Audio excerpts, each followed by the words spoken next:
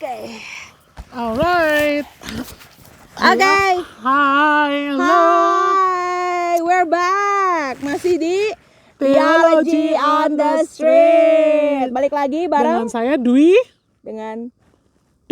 dengan Jepit yang baru. Oh iya, dan dengan jepit saya yang baru. Nih. Baru kemarin beli. Coba diperhatikan baik-baik She's jepitan so proud saya. of that ya. Dan dengan saya Pauline dengan topi baru saya yang ada tulisannya Thoughts Theology on the Street. Bisa dibeli. Bisa di-purchase. Kita tuh orangnya simple ya, Pak ya. Apa? Ya kita happy gitu loh. Punya topi baru happy. Saya beli jepit gini aja happy. Simple. Hati yang gembira adalah obat ya. Ya kan Hati yang gini gembira loh. adalah obat. Kalau orang apa biasanya tuh beli sneakers yang 6.000 US dollar baru happy. Gua beli ini nggak usah disebutin harganya lah ya. Maksudnya harganya saking malunya ya, murah gitu. Udah happy. Terus apa bangga namanya? lagi. Bangga. Tapi ya bener loh teman-teman, kalau misalnya kalian ya, ini kan udah lama ya, maksudnya kita nggak ngomongin soal happiness, soal apa ya, happiness lah ya, yang paling penting tuh datang dari dalam ya. Karena zaman corona ini banyak orang nggak happy. Bener banget. Iya Teman-teman loh. Gimana sih kalian, gimana nih, survive nggak, happy nggak sih dalam semua hal-hal yang terjadi saat ini ya, apalagi banyak demo-demo itu loh. Terus kan ya aku ini lah ngeliatin postingannya artis itu loh, Pau, di Instagram. Gua kan kepo banget. Kepo banget ya. Ada Apa yang kau lihat tuh mereka apa tuh sih? rata-rata tuh merindukan rekreasi yang misalnya nih kita Willy kan baru married tuh. Dia bilang bulan madunya mau ke Antartika. Kan gitu kan. Terus beberapa orang artis tuh pengen ke luar negeri, pengen ke sini ke sana. Kita ke Dago ngemper begini aja udah happy. Dago yang ngelihat pemandangan yang luar biasa ini aja udah super duper happy. Terus mereka tuh kalau nggak naik first class atau business class ya rasanya kan nggak happy ya. Kalau kita naik rakit aja minggu lalu udah happy.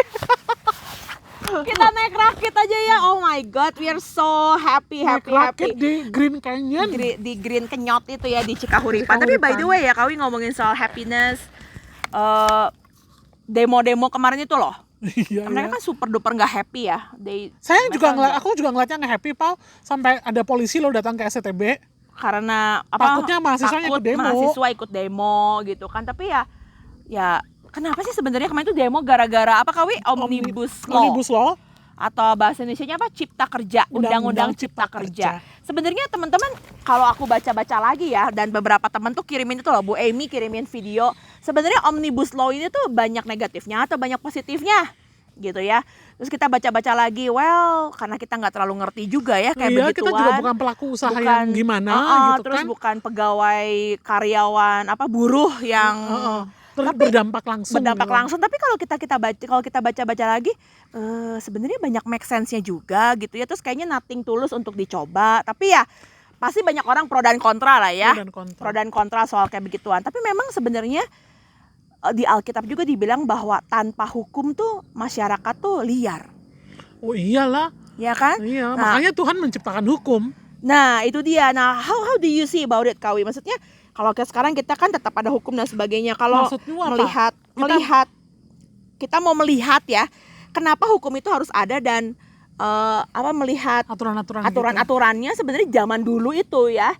Zaman dulu itu perlindungan terhadap tenaga kerja gitu ya. Ada nggak gitu di PL? Dulu bahkan mungkin bukan tenaga kerja, slave.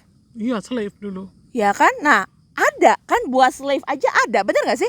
Iya, dulu kan kalau dulu tuh di PL ya yang berkuasa lah, jadi kan gini, undang-undang itu ditentukan oleh raja yang berkuasa. Kalau zaman sebelum hukum Taurat, undang-undang ditentukan oleh raja yang berkuasa. Misalnya di Mesir ya, misalnya gue jadi Firaun, ya gue buat undang-undang, nanti gue ganti orang ya, undang-undang itu diganti lagi. Jadi artinya negara itu bergantung kepada orang, pemimpinnya, bukan bergantung kepada sistem undang-undang. Oke, orang berubah, hukumnya bisa berubah. Yang menguntungkan pemimpin, penguasa gitu kan? pada saat itu gitu. Jadi kan nggak ada kayak namanya DPR yang mengawasi jalannya pemerintahan, kan nggak ada zaman dulu, Pak. Iya ya, benar ya. Nggak ada, jadi rajanya sendiri. Makanya misalnya ganti-ganti ya. Misalnya tiba-tiba Firaun bisa mengeluarkan bunuh semua anak Israel yang usianya di bawah 2 tahun gitu. Iya kan? Ya. Itu mah bisa aja dia buat hukum yang baru gitu untuk lakukan itu. Terus Tapi waktu itu tujuannya berarti untuk menguntungkan si orangnya ya kalau waktu itu ya. Apa yang pembunuhan itu ya? Contoh kasus Contoh lah ya. contoh kasus yang waktu Musa itu berarti kan Iya, pembunuh kan? anak-anak. Kalau itu kan gini. Pemerintahan Mesir itu kan piramida ya. Maksudnya piramida tuh jadi social structure-nya. Itu piramida gini, Pak. Firaun is the top. Firaun is the top. Lalu di bawahnya itu bangsawan. Di bawah klaster kedua bangsawan. Klaster ketiga mungkin orang-orang terdidik lah, petani dan lain sebagainya. Klaster paling bawah itu adalah slave. Jadi kalau dilihat begini yang paling banyak jumlahnya yang mana? Budak dong. Sedangkan ekonomi dikuasai oleh yang atas. Perputaran ekonomi kan cuma di atas. Nah, coba bayangkan kalau jumlah budaknya lebih banyak. Apa yang terjadi dengan piramidanya? Jumlah budaknya berarti gini dong. Jadi kan tambah flat. Kenapa? Karena ekonomi di atas, ekonomi ini harus sharing dengan yang di bawah. Ngerti nggak maksudnya? Karena kan budak-budak ini perlu dikasih makan. Betul kan? Iya, betul. Sedangkan yang menghasilkan uang yang di atas. Betul. Ini kan orang-orang yang digaji pengerja. Ya. Jadi semakin banyak jumlah pekerja atau jumlah slave, maka semakin flat. Karena kalau semakin flat itu ekonomi kolaps. Pasti kan begitu, iya kan? Betul. Karena itu caranya adalah mengurangi jumlah slave. How tuh? Zaman itu ngurangin slave gimana caranya, Kawi? Pertama disuruh kerja rodi, nanti mati kan gitu. Gila ya. Tapi masalahnya banget ya. Karena gini, kalau nggak dikurangi jumlahnya, terus mereka banyak-banyak, mereka jadi kekuatan politik ngedemo yang di atas. Nanti kolaps juga pemerintahan kan gitu. Jadi keputusan untuk yang dilakukan di Israel itu suruh bangsa Israel kerja keras. Itu bukan sesimpel yang kita bayangin. Ayo supaya bangsa Israel menderita. Enggak, itu menyelamatkan struktur. Ada hidden motif di belakangnya ternyata untuk menyelamatkan struktur ininya nih, atasnya itu. Menyelamatkan kepentingan politik penguasa lah ya. Karena takutnya ini kan ketakutannya kalau mereka memberontak kan begitu. Iya betul, ya, betul. Jadi keputusan dari atas tuh suruh kerja keras, kerja roh ditambahin. Kalau mati ya berarti kan berkurang jumlahnya. Terus yang pertama tuh ya. Mati, tapi nggak berkurang tuh. Iya. Bunuhlah itu anak-anak di bawah 2 tahun yang laki-laki, karena laki-laki yang jadi budak. Gitu, jadi itu mengurangi jumlah. Jadi sebenarnya memang apa pembunuhan itu bukan cuma sekedar takut karena ada raja baru atau apa, tapi karena itu masalah struktural kasta itu ya, kepemimpinan itu. Bukan cuma masalah itu ya, bukan cuma tentang itu kan keputusan politik sebenarnya lah ya. Juga biasanya itu dengan narasi-narasi keagamaan yang opresif. Contohnya ya, kalau zaman dulu itu kan ya kalau dibaca dewa-dewa kan? Ya dibaca di Ancient East, maksudnya apa namanya? Ancient Egyptian mythology. Mitos-mitos itu ya mitos Mesir. Tentang, ya pemahaman tentang reinkarnasi itu asalnya dari Mesir kuno. Betul. Jadi itu ngomongnya begini loh, gimana mencegah supaya budak itu nggak memberontak kan begini. Budak kalau selama masa hidup mungkin nggak dia naik status sosialnya. Nggak mungkin. Sangat sulit. Nah jadi dia bilangin gini, gimana caranya supaya saya naik tingkat nggak jadi budak? Nah kamu harus jadi budak baik-baik. Nanti kalau kamu jadi budak reinkarnasi lu bisa naik. Kehidupannya lebih baik. Tapi kalau kamu jadi budak pemberontak nggak baik, reinkarnasinya lu jadi binatang gitu. Jadi itu narasi-narasi keagamaan yang dipakai untuk mempertahankan status quo itu, Pau. Jadi kalau dipikir brainwash itu udah dari dulu ya, di brainwash bahwa kamu tuh ya harus berbuat baik sebaik-baiknya supaya nanti kehidupan berikutnya bla bla bla bla bla. Makanya itu juga salah satu culture yang lain itu ya yang dibalsem. Supaya bisa hidup lagi dan sebagainya kayak begitu termasuk ke dalamnya mumifikasi itu. Cuma kadang-kadang ngeri loh mumi itu, Pau, karena kan kadang-kadang kalau aku pernah baca ya, itu budak-budak yang masih hidup tuh disimpan ikut dikubur barang-barang benar banget supaya bisa melayani rajanya di alam baka. Betul banget. Itu tapi balik lagi ya, konsep-konsep kayak gitu tuh benar-benar yang dewa-dewa kuno. Tapi kan sampai sekarang kadang-kadang memang bentuknya beda ya, di pemakaman Chinese ada juga ya dibakarin mobil gitu-gitu loh, Pak. Iya, kayak aku juga masih ada dikirimin baju, dikirimin sepatu, sendal, uang. Gitu ya. Iya. Tapi memang tuh konsep-konsep zaman dulu yang untuk politeis yang memang untuk membuat kehidupan yang lebih bahagia di alam baka. Di alam baka nanti. Tapi balik lagi ya soal law, soal omnibus law yang sekarang ini lagi happening gitu. Sebelum ngomongin di PL, ini omnibus law itu di negara lain ada nggak sih, Pak? Nah itu dia, waktu tahun 2010 aku ke Australia tuh Kawi ya, omnibus law tuh kencang banget kita bahas, terutama mengenai anak-anak. Jadi kalau misalnya ada anak di senternya kita tuh yang misalnya biru-biru atau apa, kita tuh bisa langsung masuk ke call centernya omnibus law office. Jadi itu tuh yang mengatur semua aturan-aturan kalau misalnya ada kekerasan dalam rumah tangga, ada anak yang di-abuse dan sebagainya tuh, supaya kita kan gak langsung ke government. Nah jadi ada lembaga di bawahnya tuh yang ngatur semua pelanggaran-pelanggaran itu. Supaya nanti bisa di-handle oleh itu Kawi, apa namanya, bisa dibantu sama lembaga-lembaga hukum. Kayak lembaga perlindungan anak, betul. LBH. Jadi nggak langsung ke personalnya, tetapi balik lagi ke hukum negara. Nah, setahu aku kemarin baca-baca, Vietnam, Filipina itu adalah dua negara yang sudah melakukan omnibus law itu lebih baik. Makanya orang-orang tuh banyak yang mau invest lebih banyak ke Vietnam. Jadi sepatu yang kita beli kemarin itu made in Vietnam. Baju-baju kalau teman-teman merek-merek terkenal itu banyaknya di Vietnam. Kenapa? Karena dilindungi. Jadi memudahkan investor masuk ya. Investor masuk. Kalau investor masuk, tenaga kerja juga lebih banyak direkrut. Betul, lebih banyak direkrut. Lalu sangat amat mungkin nanti tingkat perekonomiannya lebih tinggi karena kan banyak investor. Jadinya kan banyak peluang kerjanya lebih besar, dan enggak hanya di sektor-sektor kota, misalnya hanya di Depok, Bekasi, Tangerang, tapi dia bisa ke Garut, bisa ke Tasik karena UMR-nya disamaratakan. Itu kali diprotes kemarin ya UMR. Itu dia salah satu yang diprotes kemarin. Lo ngajak konten-konten begini, gue nggak persiapan ini. Bener. tapi aku tuh mau ngeliat kan semuanya terjadi sekarang ini tuh. Dan zaman dulu juga udah ada omnibus law itu. Maaf ya saudara-saudara, saya belum mempelajari omnibus law, jadi saya. Tetapi tadi yang Kawi bilang itu aku baru ya ternyata omnibus law juga dari dulu tuh udah ada, tetapi waktu dulu omnibus law-nya itu menguntungkan pribadi. Iya, maksudnya mungkin istilahnya bukan omnibus law, semua law itu ada di dalam raja lah gitu sih. Itu bedanya.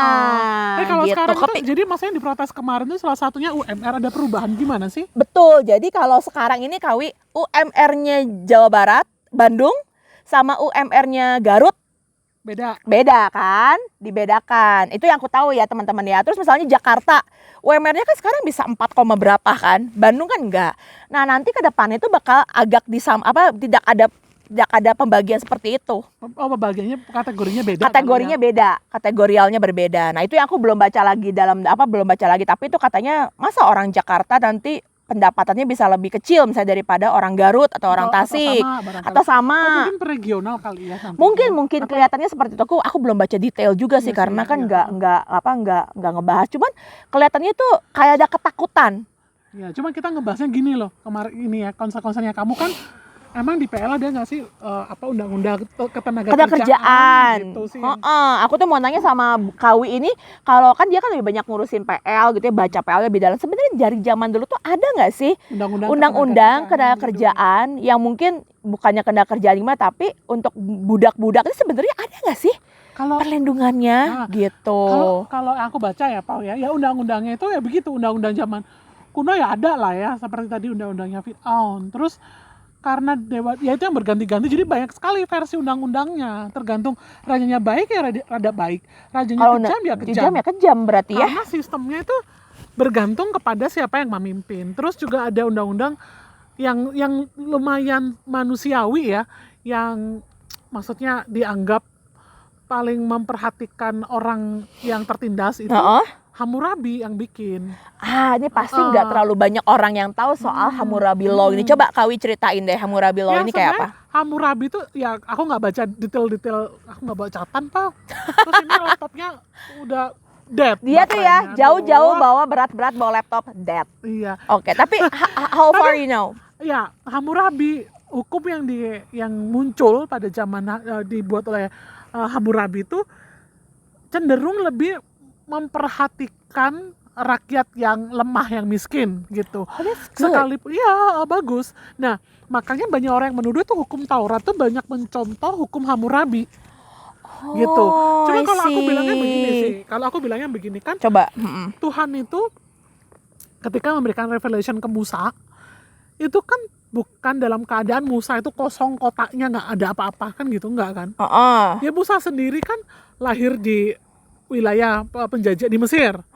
Dia angkat anak oleh Yang anak sama putri Firaun. Pasti dia punya pendidikan Mesir yang baik. Absolutely, Pasti karena dia kan sampai belajar, besar dia di situ. termasuk belajar hukum-hukum kuno. Exactly. Jadi Musa sendiri sudah tahu, saya rasa punya bekal. Oh hukum ini, hukum yang bagus ini, yang nggak bagus ini. Sudah ada gitu loh di dalam kepalanya dia. Sekalipun dia waktu itu sempat kabur melarikan diri selama 40 tahun kan dia jadi gembala. Oke. Iya kan? Menikah dengan Sipora gitu. Betul, betul. Terus waktu Tuhan panggil, aku rasa Tuhan juga pakai tuh pengetahuan Musa akan hukum-hukum yang excellent begitu. Dan kalau misalnya hukum Taurat mengopi lah ya, atau menggunakan hukum Hammurabi yang baik diadopsi, ya nggak apa-apa menurut gua. Why not gitu loh. Iya. Kayak Indonesia itu kan kita hukumnya kan nggak ngarang dari nol. Ada turunan dari Belanda. Dari Belandanya. Ada dari sini. Zaman-zaman dulunya lah ya. Jadi aku rasa yang disebut dengan God's revelation itu tidak menghilangkan pengetahuan kita, dan pengetahuan khususnya Musa ya itu pun juga diprepare oleh Allah gitu loh. Makanya dengan cara ajaib dia bisa selamat dari pembantaian bayi-bayi. Jadi dididik journey of life-nya Musa sebelum menjadi pemimpin bangsa Israel. Saya rasa itu dipersiapkan oleh Tuhan untuk nanti menjadi seorang Musa sebagai pembuat hukum gitu. Gitu. Nah itu kemudian disebut hukum Taurat, yang kalau dibandingkan dengan hukum-hukum kuno pada zaman itu, hukum Taurat ini sangat counterculture. Karena apa ya, sangat memperhatikan membela the poor. Gitu. Karena prinsipnya gini Pak, kalau zaman politeistik itu ya, kalau kita sering lihat baca-baca yang dewa-dewa, biasanya dewa-dewa itu dekatnya dengan penguasa, bener nggak? Yep. Kayak jadi raja itu disebut titisan dewa. Kan gitu kan, deket. Nah tapi di PL Tuhan itu menyebut dirinya sebagai bapa anak-anak yatim dan para janda. Jadi Tuhan opposite banget ya. Ya Tuhan juga menempatkan diri sebagai Allah yang memilih raja, tetapi sering kali di PL dia menyebut dirinya sebagai the father of the orphans, the protector of the widows, gitu-gitu loh Pak. Jadi bukan main di atas kayak Firaun kayak apa gitu, tapi dia malah ke bawah ke ya. atas dan ke bawah, Iya, banyak both. juga ke bawah. Iya. Makanya hukum-hukumnya sangat revolusioner, hukum-hukum yang diberikan. Pro slave, pro poor, Melindungi, pro widow, melindungi misalnya, gitu kan, lebih misalnya gitu. Yang paling sederhana aja misalnya, kalau di dalam hukumnya sebelum ada hukum Taurat ya, para slave itu kan nggak ada istirahat. Itu yang paling kita pernah bahas.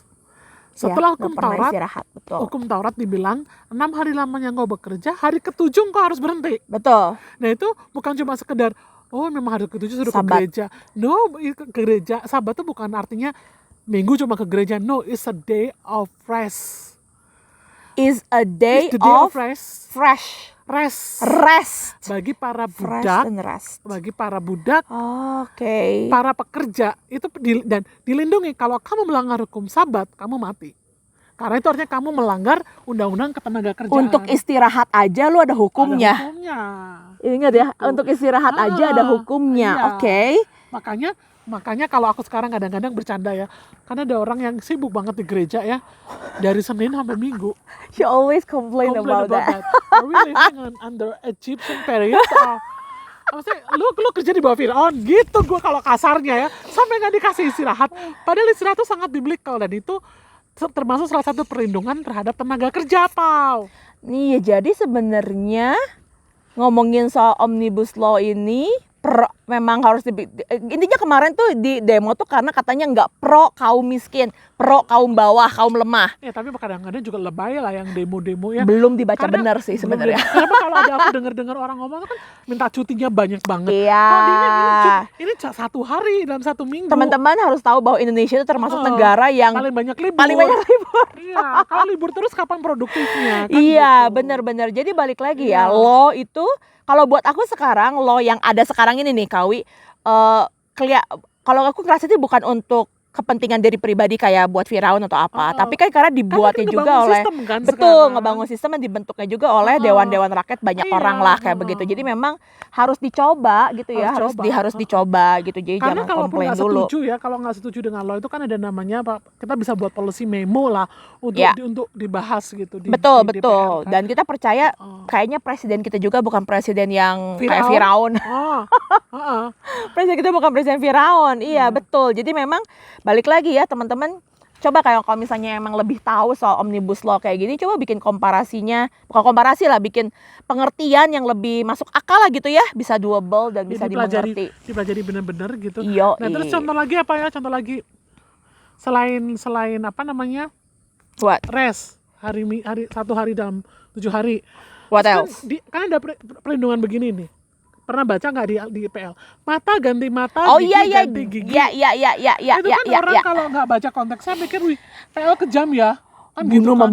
Bunuh-membunuh. Masa salah gitu aja mata ganti mata, gigi ganti gigi. Padahal Itu perlindungan terhadap budak. yes. Karena sebelum ada hukum Taurat, coba aja kalau Fir'aunnya kejam, budak itu jadi hak milik loh. Lu mau bunuh kek, lu mau perkosa kek, lu mau apain tuh nggak ada perlindungan. Karena itu punya gue. Punya lu, hak milik. Mau jual kayak di pasar kan nggak masalah. Tapi kalau hukumnya Musa, Taurat, mata ganti mata, gigi ganti gigi. Artinya gini, kalau lu memukul mata budakmu, lu juga harus dihukum. Kalau kamu membuat budakmu giginya lepas, kamu juga harus dihukum. Atau ya kalau dibaca lebih jelasnya ya, kalau kamu membuat budakmu cacat, maka kamu harus membebaskan budak itu dan diberikan pesangon supaya dia tidak menjadi budak lagi karena dia nggak bisa bekerja karena cacatnya itu. kayak insurance, Iya nggak sih? Jadi ada gitu, ada jaminan. Terus berapa lama jadi budak? Kan gitu ya. Oke. Kalau di Mesir kan Selamanya, bahkan forever. sampai ikut masuk ke kubur situannya. Iya. Kalau di hukum Taurat 6 tahun. 6 tahun, Jadi based on what? Kayak kontrak kan, Ha-ha. Jadi 6 tahun, gue jadi budak, tahun ke-7 gue boleh bebas. Kecuali gue nggak mau bebas, aduh kayaknya lebih enak jadi budak deh gitu. Gue harus tanda tangan kontrak. Caranya ditindik. Gitu. Terus Gue berarti udah kontrak sama siapa nih gue ditindik. gitu Pak. Oh, Terus waktu keluar I see. ada hukumnya, gue nggak hafal ayat-ayatnya, nanti dibaca lah ya. Kalau kamu membebaskan budak, dia harus diberikan pesangon dengan generous supaya dia nggak jadi budak lagi gitu loh. Dia pesangonnya itu ya bisa dikasih tanah, bisa dikasih hasil panen. Iya. Zaman dulu begitu, nah itu kan pesangon.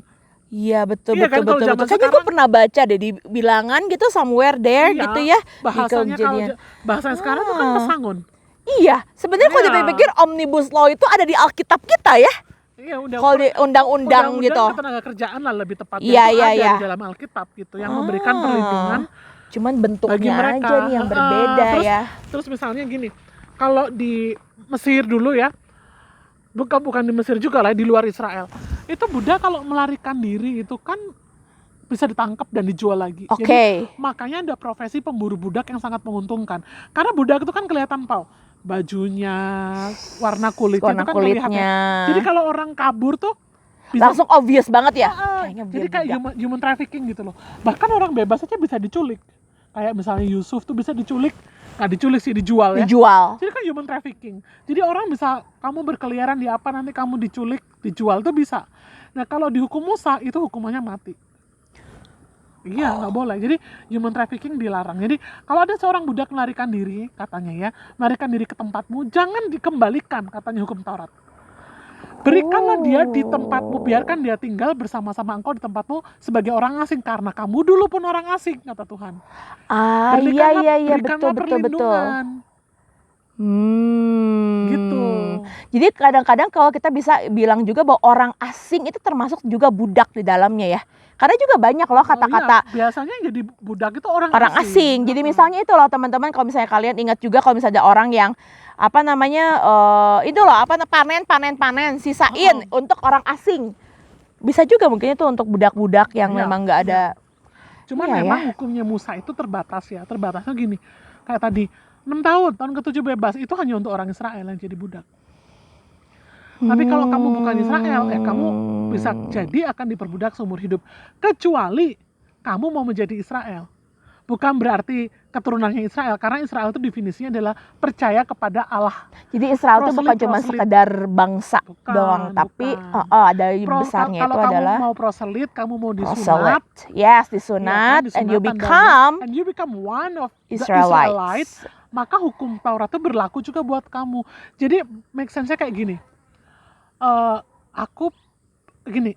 Orang asing tinggal di Indonesia nggak akan dapat BPJS. Iya, ya kecuali lu jadi WNI dan lu baru boleh, lu udah punya KTP, lu bisa apply buat BPJS. Kira-kira sederhananya begitu.